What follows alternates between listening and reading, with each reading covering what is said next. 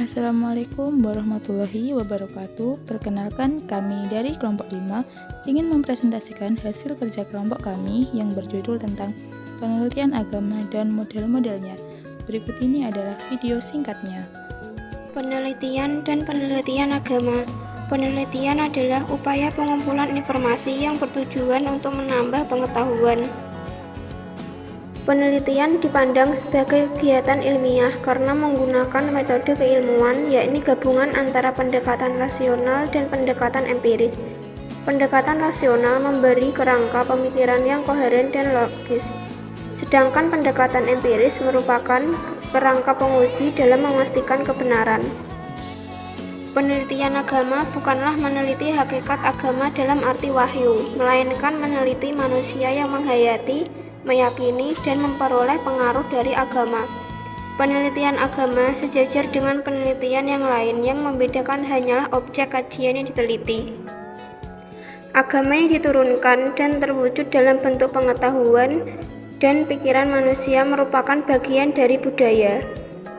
Agama yang diturunkan terwujud dalam bentuk tindakan dan sikap manusia merupakan produk interaksi sosial. Oleh karena itu, ia merupakan bagian dari ilmu sosial dan ilmu sejarah, seperti hubungan kiai santri dalam lingkungan lembaga pesantren. Agama yang diturunkan dan terwujud dalam bentuk benda-benda suci atau keramat, seperti bangunan masjid yang bernilai historis tinggi, bangunan Candi Borobudur, dan beduk Sunan yang dipamerkan dalam Festival Istiqlal. Penelitian agama berbeda dengan penelitian keagamaan. Penelitian agama lebih mengutamakan pada materi agama. Yang dimaksud dengan penelitian agama ialah penelitian yang objeknya adalah substansi agama, seperti kalam, fikih, akhlak, dan tasawuf. Poin yang selanjutnya ialah penelitian keagamaan. Penelitian keagamaan lebih mengutamakan pada agama sebagai sistem atau sistem keagamaan. Yang dimaksud dengan penelitian keagamaan adalah agama sebagai produk interaksi sosial. Baik penelitian agama maupun penelitian keagamaan merupakan kajian yang menjadikan agama sebagai objek penelitian. Penjelasan yang selanjutnya ialah konstruksi teori penelitian keagamaan. Konstruksi teori penelitian keagamaan mengacu pada berbagai pendekatan yang digunakan untuk memahami dan menganalisis fenomena keagamaan. Konstruksi teori penelitian keagamaan memiliki 6 teori, yakni yang pertama, teori perubahan sosial berfokus pada bagaimana agama dan praktik keagamaan dapat dipengaruhi oleh perubahan-perubahan sosial dalam masyarakat seperti modernisasi atau globalisasi. Yang kedua ialah teori struktural fungsional, mengkaji bagaimana institusi keagamaan berfungsi dalam memelihara keseimbangan dan stabilitas sosial, serta bagaimana agama memberikan makna dan nilai-nilai kepada masyarakat. Yang ketiga ialah teori antropologi dan sosiologi agama, menggunakan pendekatan antropologis dan sosiologis untuk memahami berbagai aspek keagamaan, termasuk ritual, simbol, dan struktur sosial dalam konteks kebudayaan. Yang keempat ialah teori budaya dan tafsir budaya simbolik, memperlihatkan bagaimana keagamaan tercermin dalam budaya serta simbol-simbol keagamaan diinterpretasikan dalam dan diterjemahkan oleh masyarakat. Yang kelima ialah teori pertukaran sosial, menginvestigasi dinamika interaksi sosial dalam konteks keagamaan termasuk pertukaran nilai, norma, dan dukungan sosial antar individu atau kelompok.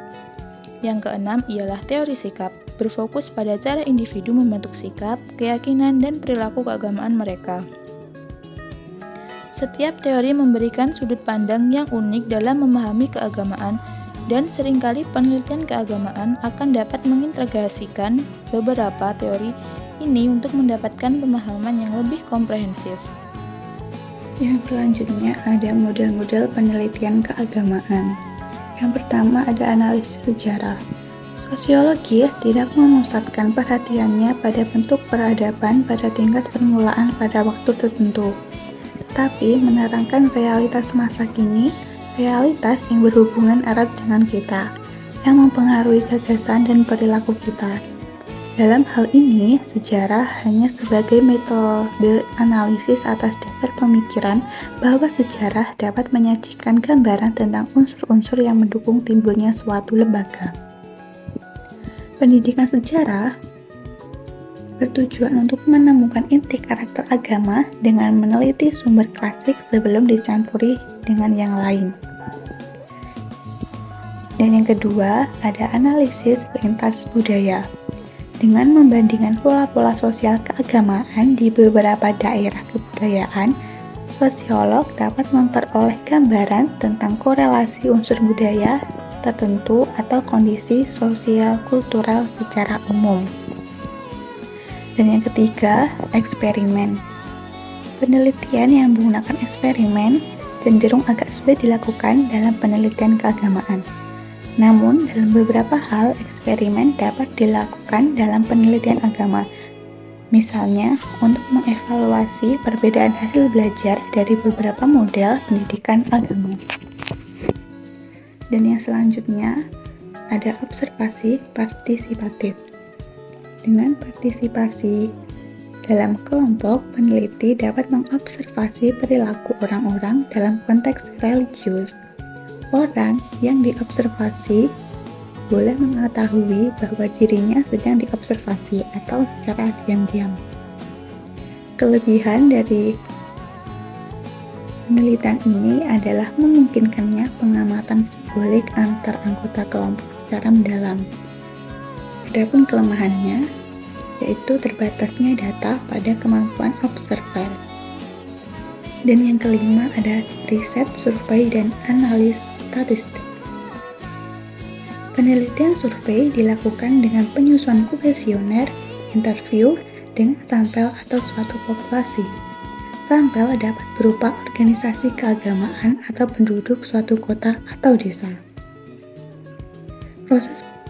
Prosedur penelitian ini dinilai sangat berguna untuk memperlihatkan korelasi dari karakteristik keagamaan tertentu dengan sikap sosial atau atribut keagamaan tertentu. Dan yang terakhir ada analisis isi. Dengan metode ini, peneliti mencoba mencari keterangan dari tema-tema keagamaan, baik berupa tulisan, buku-buku khotbah, doktrin, maupun deklarasi teks, dan yang lainnya. Mungkin cukup sekian dari kelompok kami, kurang lebihnya kami mohon maaf. Wassalamualaikum warahmatullahi wabarakatuh.